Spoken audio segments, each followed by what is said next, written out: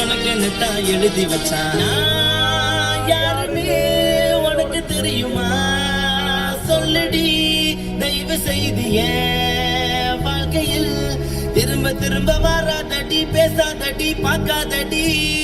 பாதியில விட்டு விட்டு போறதுக்கா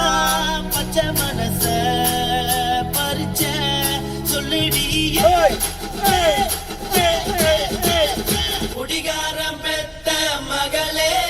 உன்னை ஒரு வாட்டி பார்த்தாலும் இருட்டாகும் பகலே